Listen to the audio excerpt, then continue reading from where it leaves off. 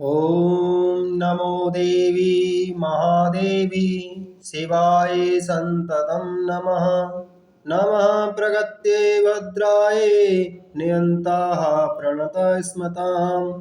सर्वमङ्गलमाङ्गल्ये शिवे सर्वार्थसाधिके शरण्ये त्र्यम्बके गौरी नारायणी नमोस्तुते। हे मंगला गौरी माता, आपको बारंबार प्रणाम है। आप महादेवी हैं, सेवा हैं, स्वत्व प्रदान करने वाली हैं। आप ही सर्व मंगल करने वाली देवी हैं, सभी कार्यों को सिद्ध करने वाली हैं। हे गौरी, आप त्रिलोक की शरणदाता हैं। आपको बार बार नमस्कार। आप ही सृष्टि की जननी हैं। आप चेतना स्वरूपा हैं। आपके स्वरूप का कोई आदि या अंत नहीं है। संपूर्ण जगत आप में ही स्थित है। हे कल्याणी, आप भक्तों के सभी दुखों को हरने वाली हैं। आप कामनाओं को पूर्ण करने वाली शोभमयी हैं। मैं आपके चरणों में शरणागत हूँ। मुझे भय से मुक्त कीजिए। ओम नमः शिवाय। प्रिय भक्तगणों, आइए सुनते हैं मंगला गौरी व्रत की कथा। मंगला गौरी व्रत श्रावण मास के मंगलवार को किया जाता है, जिसके करने से वैधव्य का नाश होता है। विवाहोत्तर 5 साल तक इस व्रत को करना चाहिए। इसका नाम मंगला गौरी व्रत है। यह व्रत पाप को नष्ट करने वाला है। पूर्व काल में कुरु देश में श्रुत कीर्ति नाम वाला शास्त्र ज्ञाता कीर्तिमान तथा शत्रु रहित राजा था। वह 64 कलाओं का जानकार धनुर्विद्या विशारद था। पुत्र सुख को छोड़कर उस राजा को सब आनंद था। संतान के लिए राजा बहुत चिंताकुल हो गया। जब तथा ध्यान युक्त हो देवी की आराधना करने लगा।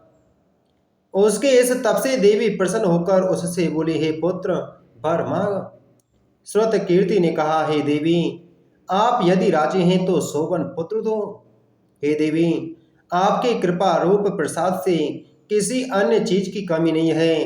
राजा की ऐसी वाणी सुन मंद मंद हंसती हुई देवी ने कहा, हे राजन, तुम दुर्लभ वस्तु की याचना मांगते हो, लेकिन कृपा कर तुमको पुत्र दूंगी। हे राजेंद्र सुनो, पुत्र अत्यंत गुणी होगा, पर 16 साल से अधिक नहीं जीवेगा। यदि सुंदरता तथा विद्याहीन पुत्र होगा तो वह पुत्र बहुत समय तक जीवित रहेगा। देवी की वाणी सुन राजा चिंता करने लगा। उसने अपनी भार्या से विचार कर गुण विशिष्ट संपूर्ण लक्षण युक्त 16 साल तक की आयु वाला पुत्र मांगा। देवी ने उस समय भक्त राजा को आज्ञा दी कि हे नूपनंदन, मेरे दरवाजे पर आम का पेड़ है। मेरी आज्ञा से उस आम के एक फल को लाकर अपनी पत्नी को खाने को दो। उसके खाने से उसी समय रानी निसंदेह गर्भ धारण करेगी। राजा ने प्रसन्न हो देवी की आज्ञानुसार अपनी पत्नी को आम्र फल दिया। उसके खाने से पत्नी ने गर्भ धारण किया। उससे 10वें महीने में देव तुल्य पुत्र पैदा हुआ। हर्ष शोक से संपन्न राजा ने उस पुत्र का जात कर्म आदि संस्कार कर दिया और शिव स्मरण करते हुए पिता ने उसका चिरायु नाम रखा। जिस समय उसे 16वां साल प्रारंभ हुआ, उसी दिन से सपत्नीक राजा को चिंता लगने लगी। राजा ने विचार किया, यह पुत्र बड़े ही कष्ट से प्राप्त हुआ है। अपने समक्ष इसकी दुखद मृत्यु कैसे देखूंगा।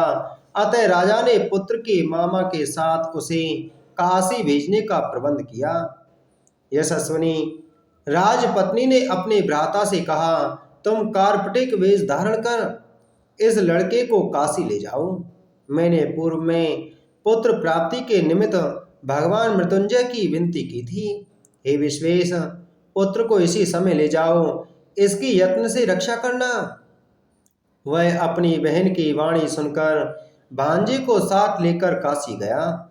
रास्ते में जाते हुए कई दिन बाद आनंद नगर पहुंचे। वहां संपूर्ण समृद्धि से युक्त वीरसेन नाम का राजा था। उस राजा की कन्या संपूर्ण लक्षण संपन्न मंगला गौरी नाम वाली रूप लावण्य संपन्न थी। उस समय वह बालिका सखियों सहित अपने गांव के समीप रमणीक बगीचे में खेल रही थी। उसी वक्त राजपुत्र चिरायु तथा उसका मामा दोनों वहां पहुंच गए। वे दोनों बालिकाओं को देखने की इच्छा से ठहर गए। इतने ही समय में क्रीड़ा करती हुई उन बालिकाओं में से एक बालिका क्रोधित हो अत्यंत कठिन दुर्वचन रंडा कहा। इस दुर्वचन को राजपुत्री ने सुनकर कहा, तुम अयोग्य वाणी क्यों कहती हो? मेरी वंश में ऐसी स्त्री नहीं है। मंगला गौरी के वर प्रसाद से, मंगला गौरी व्रत के प्रभाव मात्र से मेरे हाथ से चावल जिसके मस्तक पर गिरे हैं, सखी उसके साथ विवाह हो जाने पर यदि थोड़ी आयु वाला है तो भी चिरायु हो जाएगा। तदंतर सब बालिका अपने अपने घर चली गईं। उसी रोज राजकन्या का विवाह दिन था। वाली देश के दृढ़ धर्मा राजा के पुत्र सुकेतु नाम वाले को देना निश्चित हो चुका था। वह सुकेतु मूर्ख, कुरूप तथा बहरा था। अतः वर पक्ष वालों ने मंडल में अन्य अच्छा वर ले जाने का निश्चय किया। विवाह हो जाने पर वहां सुकेतु चला जाएगा। यों विचार कर चिरायु के समीप जाकर उसने मामा से कहा, यह बालक हमें दो, क्योंकि आपके बालक द्वारा हमारा कार्य सिद्ध होगा। इस भूमि पर परोपकार के तुल्य अन्य कोई चीज नहीं। यह वाणी श्रवण कर उसका मामा हृदय से राजी हुआ, क्योंकि उन्होंने पूर्व में बाटका में बालिका की वाणी सुनी थी। लेकिन वर पक्षीय जनों से कहा, आप लोग इस बालक को क्यों चाहते हैं? कार्य सिद्ध के वास्ते वस्त्र अलंकार आदि मांगा जा सकता है। आप लोगों के गौरवार्थ फिर भी मैं देता हूँ। उन्होंने चिरायु को वहां ले जाकर विवाह कार्य सिद्ध किया। जब सप्तपदी आदि कार्य होने पर रात में गौरी शंकर के समीप वह चिरायु पुत्र सुप्रसन्न चित्त से राजकन्या मंगला गौरी के साथ सो गया। उसी रोज चिरायु का 16वां साल समाप्त था। उसी रात को सांप के रूप में काल वहां आया। इसी समय देवयुग से राजकन्या उठ गई। वह सर्प को देख वह बेवर होकर कांपने लगी। उस समय धीरता से राजकन्या ने सांप की पूजा की। 16 उपचार से अर्चन कर पीने के लिए बहुत सा दूध दिया और दीन वाणी से उस सांप की स्तुति की। मंगला गौरी ने प्रार्थना की कि मैं उत्तम व्रत करूंगी, मेरे पतिदेव उस सर्प से जीवित हों, ऐसा कीजिए। इस समय उस सांप ने कमंडलों में प्रवेश किया। अपनी कंचुली चोली से राजकन्या ने उस कमंडलू का मुख बांधा। तदंतर उसके पतिदेव शरीर के अंगों को ऐंठते हुए जाग उठे और अपनी पत्नी से कहा, हे प्रिय, मुझे भूख सता रही है। उसके माता के समीप जाकर पायस, लड्डू आदि लाकर पति को दिया। उसने प्रसन्न चित्त हो भोजन किया। हाथों को धोने के समय उसके हाथ से अंगूठी गिर गई। वह पान खाकर फिर सो गया। फिर वह राजपुत्री कमंडलू पात्र को फेंकने गई, लेकिन विधि विधान से बाहर जाने पर चमकते हुए हार की कांति देख विस्मय को प्राप्त हो गई। उस घट में स्थित हार को अपने कंठ में धारण किया। कुछ रात अवशेष रही तो चिरायु का मामा उसे ले गया। चिरायु के जाने के बाद वर पक्षीय जन सुकेतु को ले गए। मंगला गौरी ने उस सुकेतु को देखा तो वह कहने लगी, यह मेरा स्वामी नहीं है। सभी वर पक्षीय महानुभाव राजकन्या से कहने लगे, हे सुबे, यह क्या कह रही हो? यदि कोई पहचान हो तो कहो। मंगला गौरी ने कहा, जिसने रात में नवरत्नों की निर्मित अंगूठी मुझे दी, वह इस अंगुली में देकर पहचान करो। रात में स्वामी पतिदेव ने मुझे हार दिया है। उस हार के रत्नों की सुंदरता कैसी है, यह बतावे। यह तो कोई अन्य ही है। रात्रि के समय जो बातचीत हुई तथा भोजन क्या हुआ, उसे भी यह कहे तो यह मेरा पति होगा। यो मंगला गौरी की वाणी सुन सब लोगों ने कहा, ठीक है, ठीक है। लेकिन चिन्हों में से सुकेतु के बतलाए हुए एक की भी पहचान नहीं मिली। तब सब लोगों ने मना किया। वर पक्षी जैसे आए थे वैसे ही चले गए।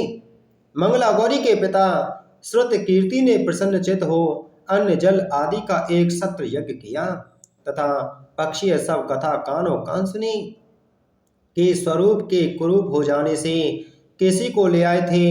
महल के बरामदे में चिक के भीतर कन्या को राजा ने बैठाया। इस प्रकार 1 साल यात्रा करते हुए अपने मामा के साथ वह फिर अपने ससुराल का वृत्तांत देखने के लिए आया। जब मंगला गौरी ने चिक के भीतर से उसे देखा तो लोकोत्तर प्रसन्न हो अपने माता पिता से कहा कि मेरे पति आ गए।